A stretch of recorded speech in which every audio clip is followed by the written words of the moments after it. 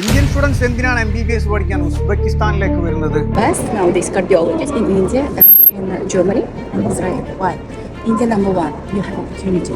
You have a lot of costs. Once heart is there. Truth. Yeah. Yeah. ഇവിടുത്തെ ലോക്കൽസിനൊക്കെ വളരെ അത്ഭുതമാണ്. കാരണം അവരെ കുറ്റം പറയാൻ പറ്റില്ല. അവർ പറയുന്നത് ഇന്ത്യൻ മെഡിക്കൽ സിസ്റ്റമല്ലേ ഏറ്റവും അടിപൊളി, ഇന്ത്യൻ മെഡിക്കൽക്കാർ, ഇന്ത്യൻ ഡോക്ടേഴ്സ് എല്ലാം നല്ല ക്വാളിറ്റി ഉള്ള ഡോക്ടേഴ്സ്. ഞങ്ങൾ ഇവിടുന്ന് അങ്ങോട്ടാണ് ചികിത്സക്ക് വരുന്നത്, നിങ്ങളെന്തിനാ ഇങ്ങോട്ട് പഠിക്കാൻ വരുന്നത് എന്നാണ്.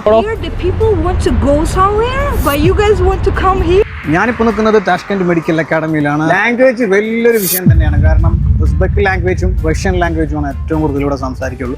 മറ്റു കുട്ടികളുടെ വീഡിയോസോ റീൽസോ കണ്ടിട്ട് ഇൻഫ്ലുവൻസ് ചെയ്തിട്ടല്ല നിങ്ങളുടെ മെഡിക്കൽ കരിയർ നിങ്ങൾ തിരഞ്ഞെടുക്കേണ്ടത്, അല്ലെങ്കിൽ ഒരു അക്കാഡമി തിരഞ്ഞെടുക്കേണ്ടത്, ഒരു യൂണിവേഴ്സിറ്റി തിരഞ്ഞെടുക്കേണ്ടത്. ഡിമെരിറ്റ്സും മെരിറ്റ്സും എല്ലാം കൃത്യമായി പഠിച്ചതിന് ശേഷം നിങ്ങളൊരു കൺട്രി ചൂസ് ചെയ്യുക, നിങ്ങൾ യൂണിവേഴ്സിറ്റി ചൂസ് ചെയ്യുക. അപ്പോൾ ഇതുമായി ബന്ധപ്പെട്ട് ഒരുപാട് ചർച്ചകൾ നമ്മൾ മുമ്പത്തെ വീഡിയോസിൽ പഠിച്ചിറങ്ങി 10-12 വർഷം എക്സ്പീരിയൻസ് ഉള്ള ഡോക്ടറുമായിട്ടൊക്കെ നമ്മൾ ചർച്ച ചെയ്തിട്ടുണ്ടായിരുന്നു.